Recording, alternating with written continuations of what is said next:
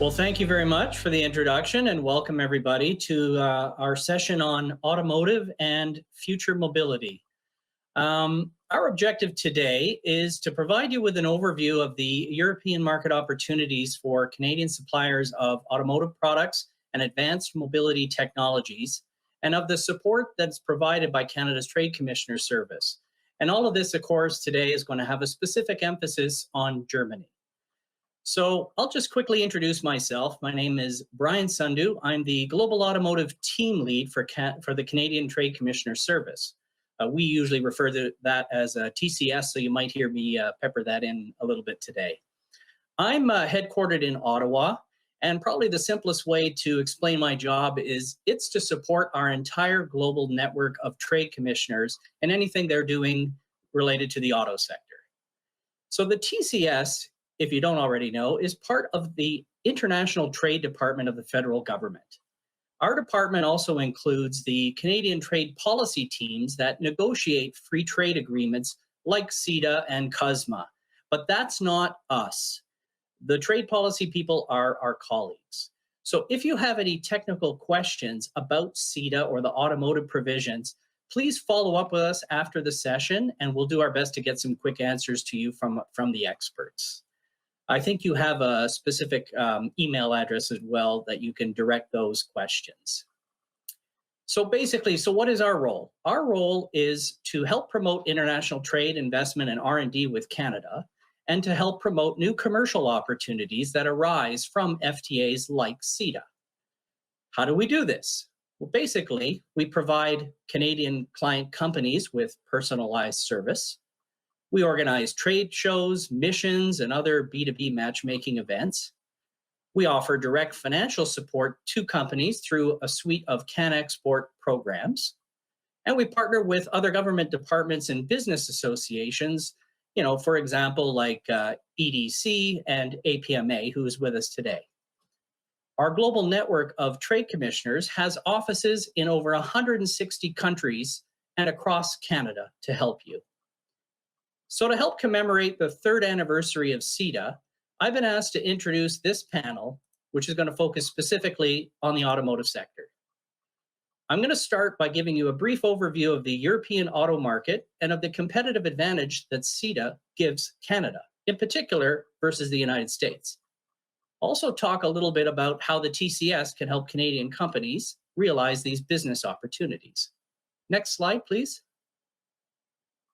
So I'm just going to, even though it was done earlier, I'll just kind of quickly introduce our panel of speakers.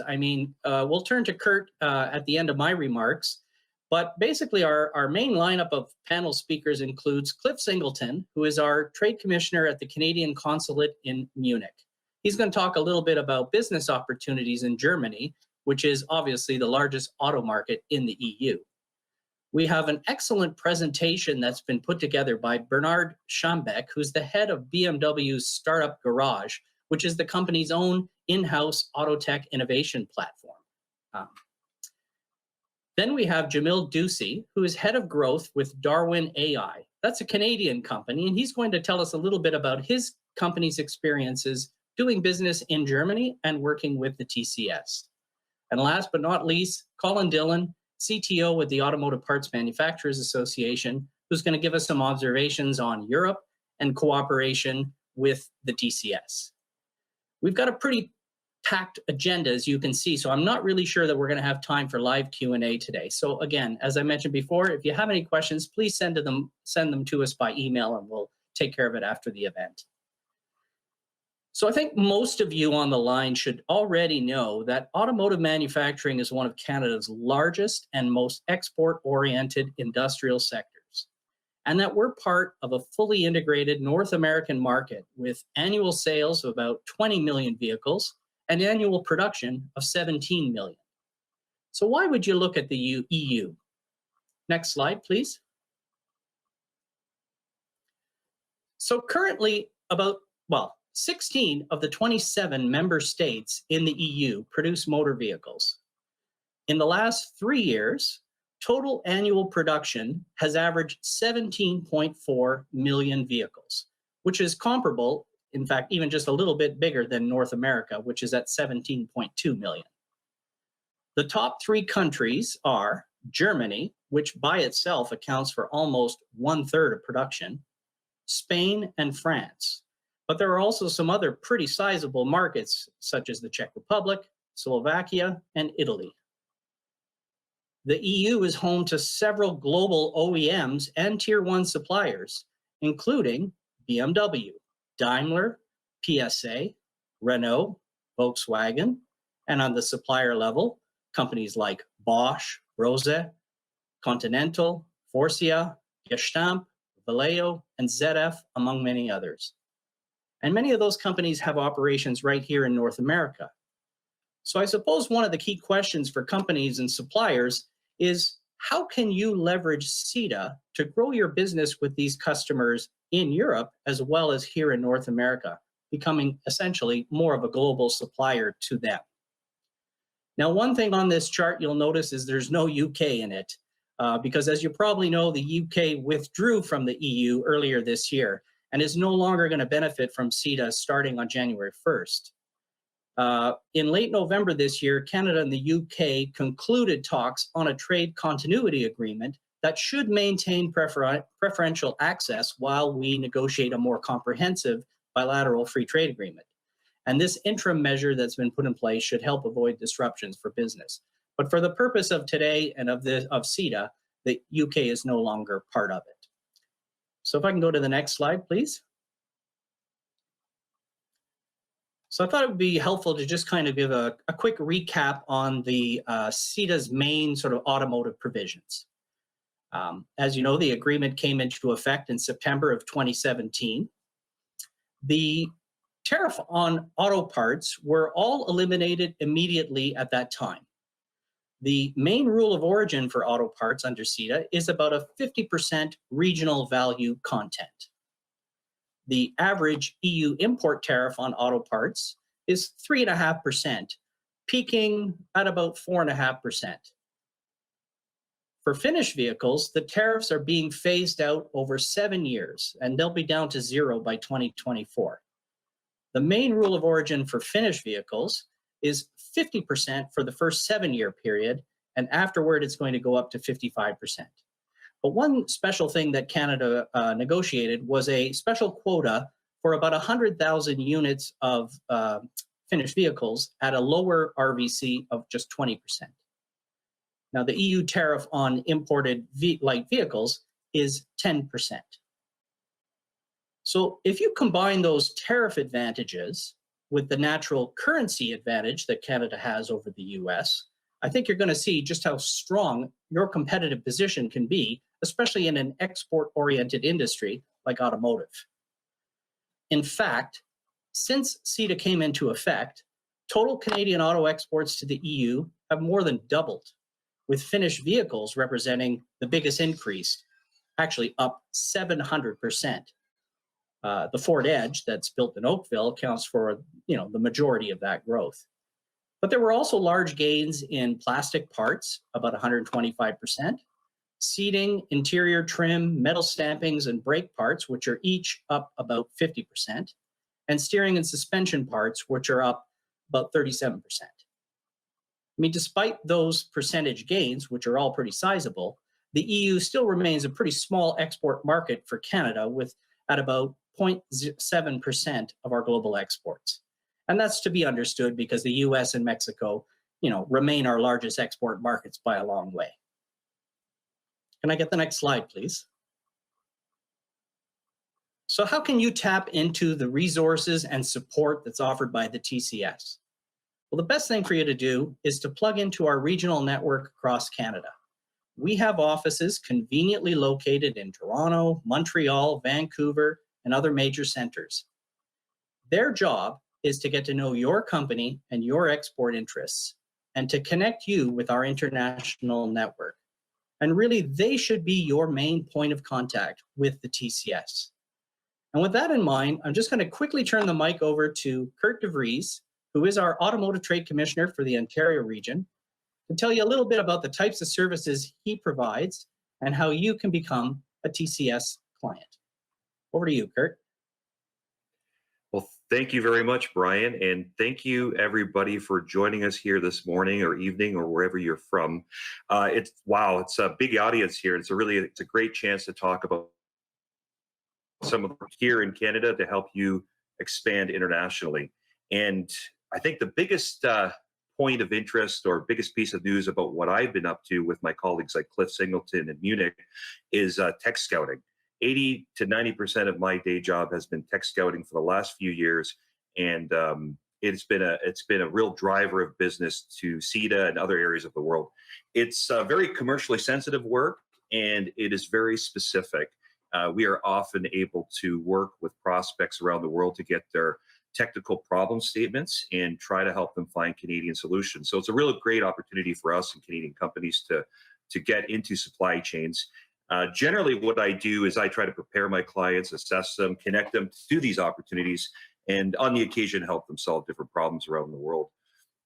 My perspective extends beyond the CETA agreement into other areas of the world, but it really lends itself to identifying the trends that could really benefit Canadian companies in the automotive space. To the automotive companies, specifically the tech companies, I invite you to contact me at the points of contact on the screen over there. I really advise you to have two things ready in advance: have a defined automotive use case and preferred method of doing business with an automaker. Now, to the manufacturers in the audience, I also invite you to connect. I find there's nothing more fascinating than visiting cutting-edge manufacturing facilities in Ontario, in the automotive industry. We have a lot of great things to offer. So please reach out to us. I'm happy to connect. I have a big portfolio of tech and manufacturers that's growing on a daily basis. Look forward to learning more about your company. And I'm going to pass it back over to Brian to get us on with this. Thank you very much. All right. Thanks, Kurt, very much for those remarks. Kurt and his colleagues across the country are there to help you. So we've listed a number of them on that slide. Feel free to reach out to any of us. But if you're in another part of the country and you're wondering who your contact is, again, we can help to make sure that you're connected. So anyway, without any further ado, I'm going to turn the microphone over to Cliff Singleton, our trade commissioner in Munich, who's going to give us a little sense of what's going on in the market there. And maybe the moderator can move to the next slide as well at this point too. Thank you. Very good. Thank you, Brian. And hi, everyone. Greetings from sunny Munich. Well, it was sunny until a few minutes ago. Sun's down now, but anyway.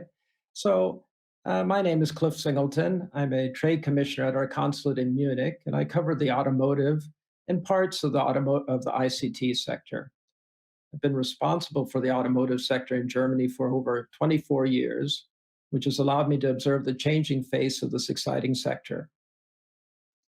When you think of the automotive sector, you do, of course, think of the car, the final product. And you might also think about the vehicle assembly production environment and even its supply chain with thousands of discrete parts going into the vehicle. These are all still key aspects of the industry. But as we have all been observing, the car is evolving into a different beast with new propulsion technologies, and most excitingly, the integration of information and communication technologies into every aspect of the sector. Whereas my primary role in the past was to work with Canadian parts manufacturers as they sought to supply the German OEMs and to promote Canada as an investment destination for German parts manufacturers planning to produce parts in North America. My current focus really is on promoting Canada now as a source of highly relevant, deep tech solutions for the digitalization of the vehicle and its production and mobility environment. This is in line with the strongest area of demand for the German automotive industry right now. This is what they're looking for. In the next few minutes, I'll describe this transition and show how the German industry is opening itself to new players, affording promising opportunities to Canadian SMEs offering relevant solutions. As you can imagine, the German automotive industry has over the decades developed a wealth of in-house capabilities in areas of mechanical engineering, material science, and production technologies. They are masters of system integration for a very complex product and have developed a robust an efficient, supply chain with their tier one suppliers. However, they're playing catch up in the digital world, and to a certain extent in new propulsion technologies. In response to this catch up situation, all of the German vehicle manufacturers have adopted CASE strategies. Brian alluded to it, standing for Connected, Autonomous, Shared, Electric. If you prefer this acronym in a different order, it's frequently referred to as the ACES strategy. For new technology introduction, the German vehicle manufacturers would traditionally have relied on their in-house capabilities or on their key tier one suppliers. However, the pace of change, specifically in ICT-related technologies, has simply become too fast, and the sources of new technology, often coming through startups, can no longer be channeled quickly enough through a hierarchical supply chain. In response to this challenge, all of the German vehicle manufacturers and many of the tier one suppliers have launched online technology scouting platforms or have created corporate venture capital units to identify the best technologies, not only for in-vehicle parts, but also for the production environment and the general mobility ecosystem. This is an industry trend and not specific to Germany, but the German automotive sector, despite its inherent conservatism, is adopting this approach quickly.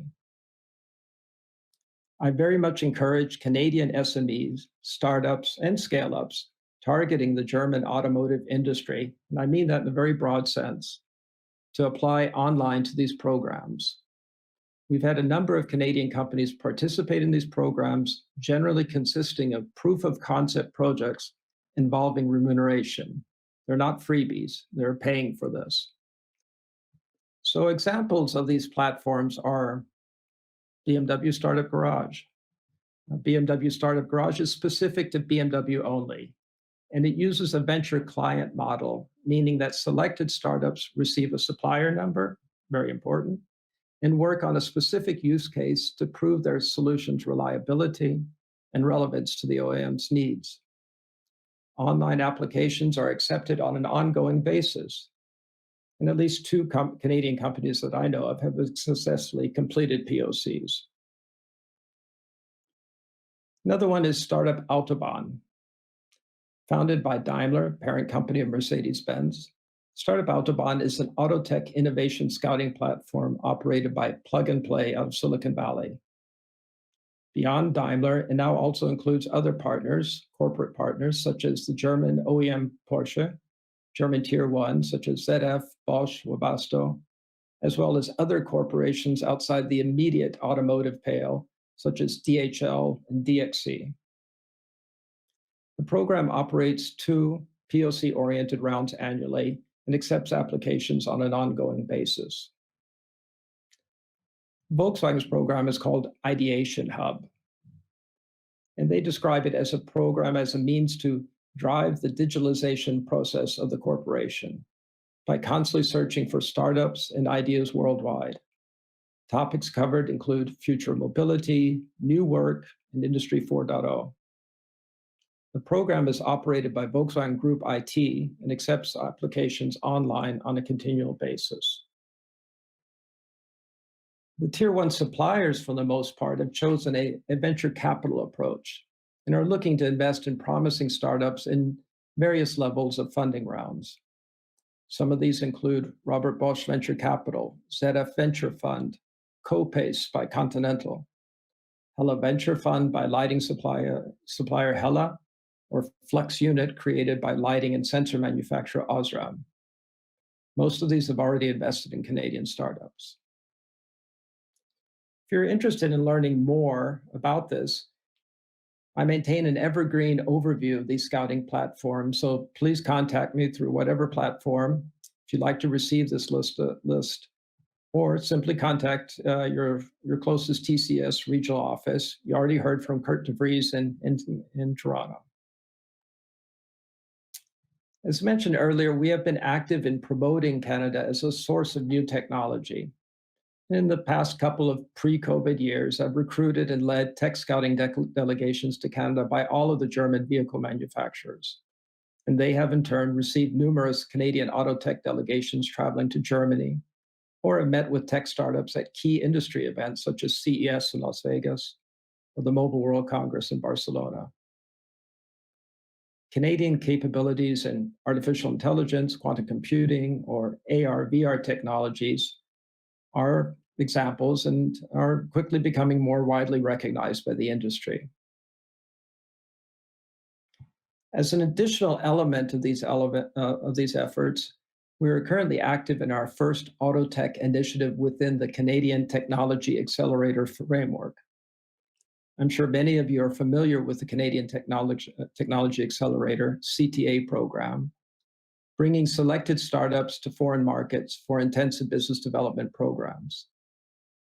Initially covering the ICT, clean tech, and life sciences sectors, with a first focus on the US, the program has grown to a global focus and now includes, for the first time, an auto tech program led in Canada by Kurt de Vries in Toronto.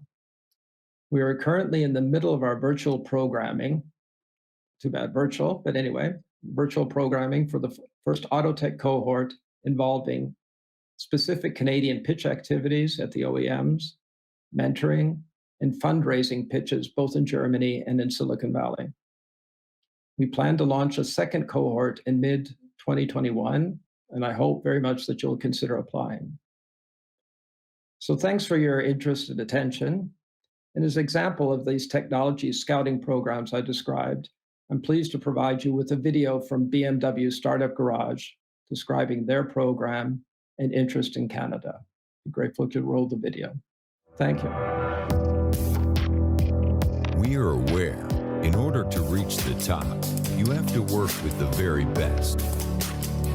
No one can be successful in everything. That's why BMW pioneered the venture client model. The venture client model from the Startup Garage is pretty unique. I think I don't know anything comparable. Our world-leading team opens doors wide to work with excellent startups like yours on cutting-edge technologies in our labs, factories, and systems. We've worked with a number of companies, and only a few have been able to really spend the time to collaborate and participate to make it a better effort, right? And BMW excelled at that, I would say. To do what we do best, driving the forefront of innovation along the whole value chain, together with you.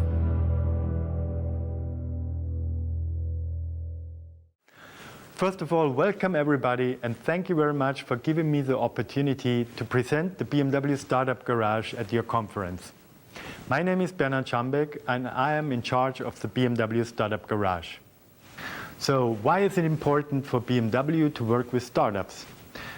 As we know, there are billions invested in startups, and there are many technologies, great technologies happening in the startup world. So for us, it is crucial to get a better understanding how that technology works in our products, in our services or systems, and at the end of the day, how these technologies can improve the life of our customers on a daily basis.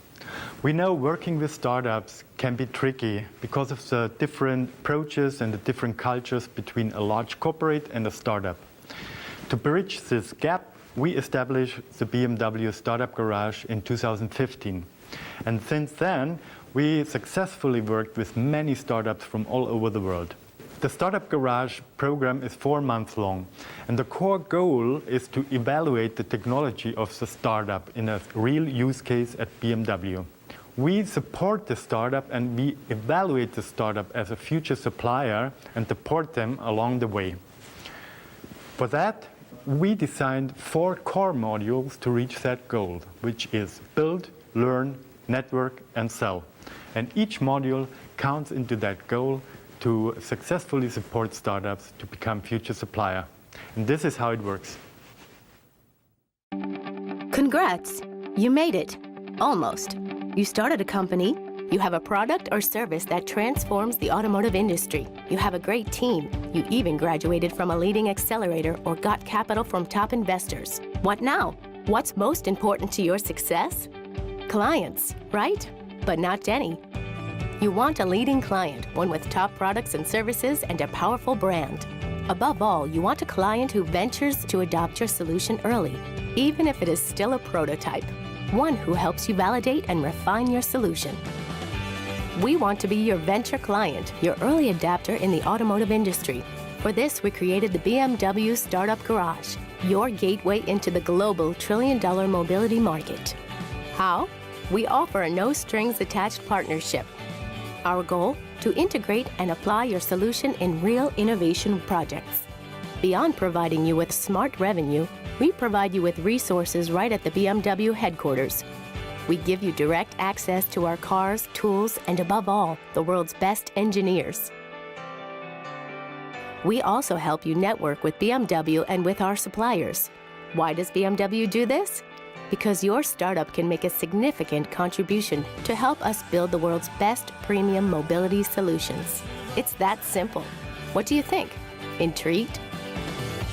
Go to bmwstartupgarage.com to learn about our program. So since 2015, the BMW Startup Garage has successfully worked with startups in many technology areas. Specifically, we are looking in product, process, and service innovation. Examples are electrification, connected vehicle technologies, but also robotics for our production. Of course, many of the core technologies are enabling technologies such as artificial intelligence or future computing, which are utilized in many use cases within BMW products and services. BMW Startup Garage has been successfully working with the Canadian Trade Commissioner Service in the past couple of years, and we already received 2 delegations here at the BMW Startup Garage in Munich. We also look forward to an upcoming event end of January, a virtual pitch event with the Canadian Technology Accelerator cohort. There is a growing recognition within BMW on Canadian strength in technology topics such as artificial intelligence and quantum computing, and we hope we can capitalize on these strengths. I'm glad to hear that the CETA agreement between Europe and Canada is fostering a greater Canadian interest in Europe, and I'm looking forward to hear more about outstanding deep tech startups from Canada. Thank you very much again for giving me the opportunity to present the BMW Startup Garage, and I wish you a very successful conference.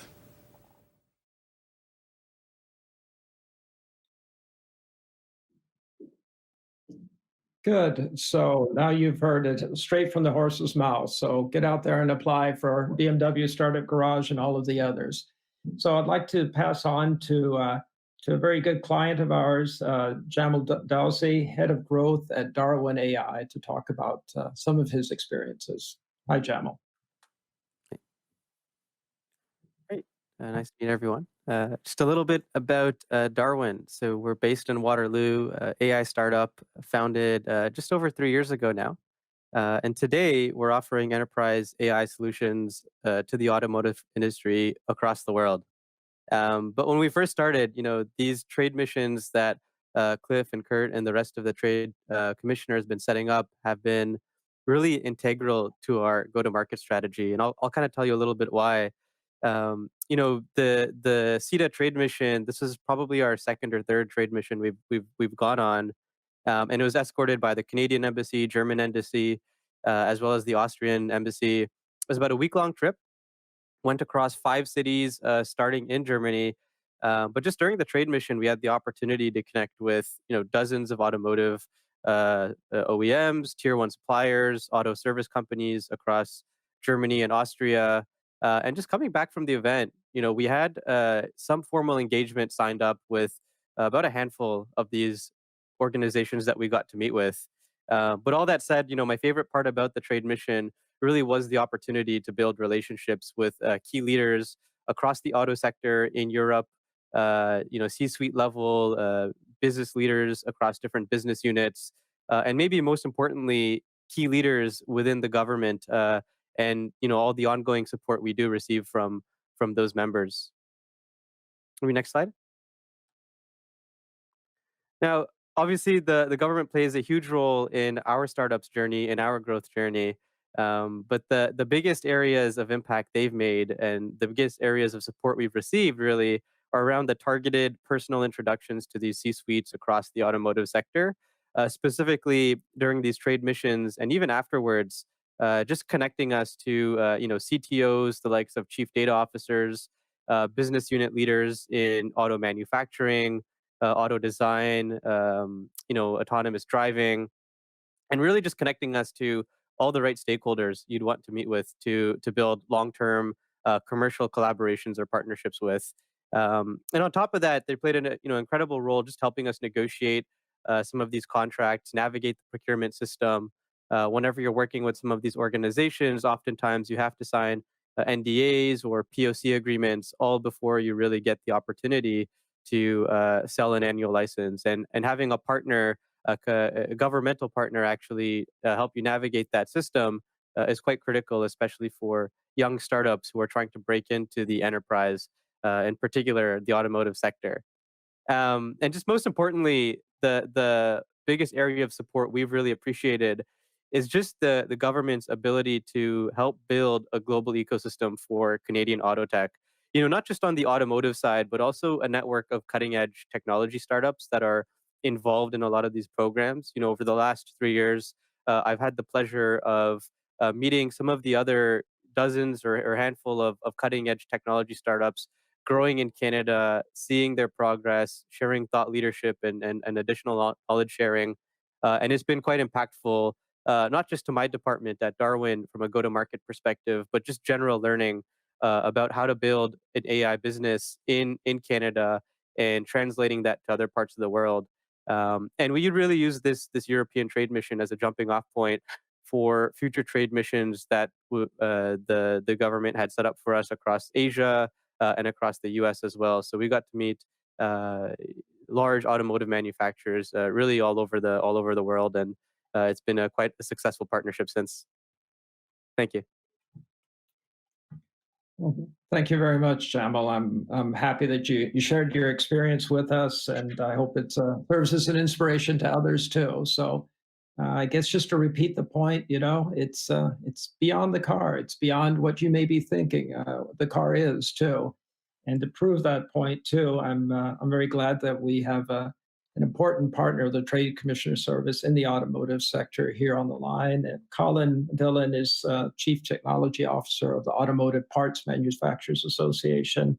And he's going to talk to us in more detail about the industry perspective, the changes and some of the exciting programs they have going on too. Colin, we're doing very well in time, so you have a little more stage time too, and look forward to hearing about all the good things you're doing. Thank you. Cliff, thank you very much, and thank you for asking me to speak. I think on this very important conference, as we build and strengthen the relationship between both countries. Hence why you've got that beautiful badge on the left-hand side of my slide there. Full transparency, ladies and gentlemen, the vehicle that's parked in my garage with a cover over it is actually a 1966 Volkswagen Beetle. It's not an AC Cobra like our friend Brian's. I'm a realist. I don't care about horsepower. I care about ingenuity. I care about design beauty. Brian, you and I can have a conversation after, but listen, the relationship is very long-standing between both nations, and it's only growing. And we've heard everything from the technology side, but midway through the bullet points here, I do want to start off by saying, Germany and some of the support that our auto sector, tier 1, tier 2s here are provided is through partnerships with Fraunhofer and the University of Western, joint, material development sector. The vehicle of tomorrow, which has a lot more in common with this smartphone that I'm holding up, and probably less with a vehicle that was mechanically manufactured in the 1990s, is really the way we need to see things. And that's why the integrity of this partnership is going to be important. For me, taking companies like Jamil's Darwin AI and others is critical. We do hopefully expect to see German OEMs bring their manufacturing and assembly facilities here to Canada, especially after the latest CUSMA NAFTA 2.0 agreements, making it even more favorable. But why would they want to come here? It's because there is more to do around the technology of a vehicle than the mechanical build of a vehicle. If you want to talk about how well vehicles are built, the assembly plants in Canada are some of the best assembly plants globally. And but our technology sector, specifically AI, we are foundational and we are global leaders. We are the fastest growing tech sector. And just in the GTA, it grew faster in the last 2 years than Seattle, Silicon Valley, and Washington, D.C. combined. And that doesn't include places like Montreal and Ottawa as well. And so the relationships have been long-standing. They continue to grow. The annual auto tech startup pitch sessions, which happen typically around the fall of the calendar year, have really supported a lot of the SME tech companies, as well as some of the tier 1 and tier 2 companies that are producing more traditional parts. Because everybody's doing what the auto sector is doing, is they're understanding and appreciating the vehicle is now moving into a digital platform and parts are becoming smart. And so the work that's going on over in Europe and the work that's happening here in India can help to strengthen that. And our relationships at the Automotive Parts Manufacturers Association with organizations like Porsche and Porsche Consulting are there to be seen. You know, we've got very strong relationships with how they're helping to build out an Industry 4.0 digital manufacturing process for the brand new Porsche Taycan, the full electric vehicle. Next slide, please. This kind of crescendos to an announcement we did this past January when the world was still somewhat normal at CES, where we launched Project Arrow. It is going to see Canada's first full zero-emission concept vehicle being developed by the Automotive Parts Manufacturers Association. Yes, we are a trade association, but we're rewriting what it means to be trade associations. What better way to showcase your members' capabilities and technologies by building out a full conceptual demonstration vehicle? And it's something we've been doing for many years. We've just been taking existing platforms and existing vehicles and adding technology to demonstrate the capabilities of Canadian companies. But here we propose to build out a full vehicle, and it not only brings in our members, but it's also spans and goes broader to include academia as well. The design of this beautiful vehicle was a design competition which had multiple colleges and universities throughout Canada participate. And today we're partnering up with universities like Ontario Tech University in Oshawa to be our build partner through the 4 phases. Phase 3, which again, something Cliff mentioned, is AR and VR. We feel as the vehicle is being built out, as we bring in all the different components and systems, we will be showcasing our capabilities of the vehicle through augmented reality and virtual reality in calendar year 2021 and 2022. And then the final vehicle is hoped to be unveiled in 2022. If you speak to my president, he may think it's going to be January 2022. I still feel the 31st of December in 2022 is still in the same calendar year. There's a lot of work for us to do. We've got a lot of strong partners, major global tier 1s that are coming on board who are Canadian. And if you're a global player, if you're a German company and you have facilities and offices in Canada, we will also welcome your technology onto the vehicle. There is going to be intellectual property generated through this. There's going to be the strengthening of an electric vehicle supply chain. From mines to mobility, we are talking to individuals in the province of Quebec who are actually mining lithium. We're talking to the likes of Moly out of British Columbia who are developing lithium cells, and we're talking to the likes of Micro Green Energy for packing the batteries. So it really begins to create a complete network of a supply chain. And the hopes of this project for all those that are listening are to strengthen the supply chain and to make Canada a global leader in zero-emission vehicles. But it's also there to promote Canadian want-to-be OEMs. We feel the next stage in the automotive world for Canada is to develop its own OEMs, similar to the Teslas and the Bytons and the Rivians of the world. Next slide. We've talked about artificial intelligence, it's foundational, but another aspect which is absolutely foundational to all sectors as we go through digitalization is cybersecurity.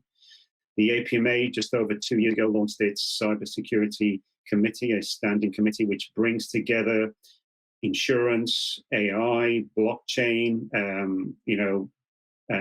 Canadian, CSIS, security sector, banking. We're bringing all these sectors together to help change the culture when it comes to cybersecurity.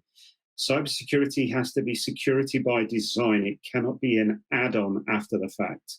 We've recognized that at the APMA, and by recognizing it, we aren't a standing committee that like to get together and simply talk. We are action-based, and we've generated the CyberKit 1.0. It is a document which provides support for the manufacturing sector in embracing and implementing cybersecurity into their companies and organizations. We're also taking the conversation globally as well, because let's face it, global platforms mean global issues. And if it's not if, but when you will be attacked. And it's not about the offices and your emails, ladies and gentlemen. The secret source or your crown jewels are typically in your operations. And so OT cybersecurity and supply chain and strengthening the supply chain through cybersecurity are areas that the APMA are leading globally. We are working with organizations in multiple jurisdictions, providing support, including developing curriculum for cybersecurity to be taught at colleges and universities. Next slide, please. And when we talk global, really, it doesn't come together without the support of TCS and our partnerships, which is a very long-standing relationship. For example, Kurt has his office in Toronto in the APMA's building. That's how close the relationship is, ladies and gentlemen.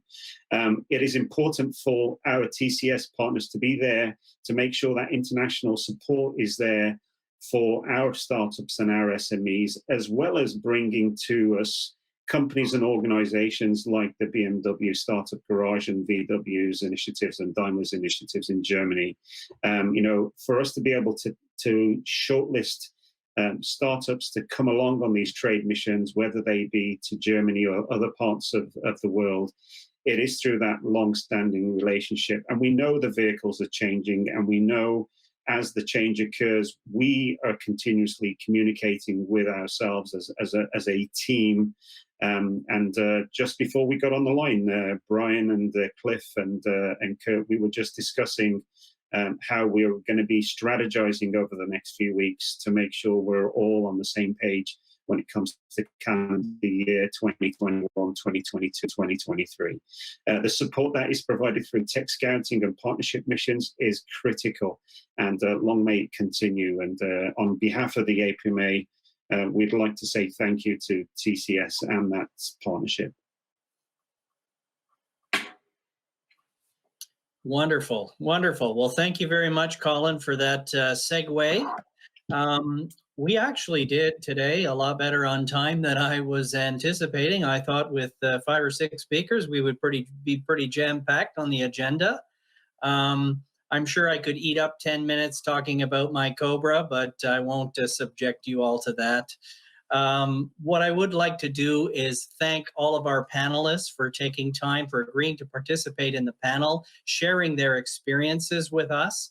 Hopefully you in the audience benefited from hearing about the type of work that we do, the type of support that the Trade Commissioner Service offers, the type of competitive advantage you can get from free trade agreements like CETA, and the kinds of experiences that our partners and clients are having with our help. Obviously, today, the main focus of the discussion was on Germany because obviously it is far and away the largest market in Europe, but it's not the only one. There are at least 15 other regions that manufacture vehicles. And there's other reasons that you might want to connect with us in order to pursue certain business opportunities in other regions. I'm sure most of you are quite aware, that FCA and PSA are about to conclude a major merger in the new year, unless something really throws that off the rails. That's going to create a new mega OEM, which, by definition, given Chrysler Group's footprint in North America, has a big implication for us on the manufacturing and supplier side, and they do have a pretty big R&D footprint. So anyway, just as an example, of other things that might be out there that fall sort of under the rubric, if you will, of CETA, and that might give you an edge competing for new business, we would be definitely very happy to help you, take advantage of that and connect with business partners. And again, just another shout out to our regional office network. That would be really the best place for you to get connected, build that relationship so that they understand you, what you're looking for, and can bring all the right sort of support and opportunities to your attention and connect you to them as best we can. So I guess at this point, we're maybe about 5 minutes ahead of our original schedule. And hopefully the moderators of the overall panel can take it from here, because I think we're kind of done. But thanks everybody for your attention. Thank you to everybody who dialed in and had a listen. Like I say, I hope you got something from it. And again, to our panelists, another big shout out. And that's it. I guess that's it.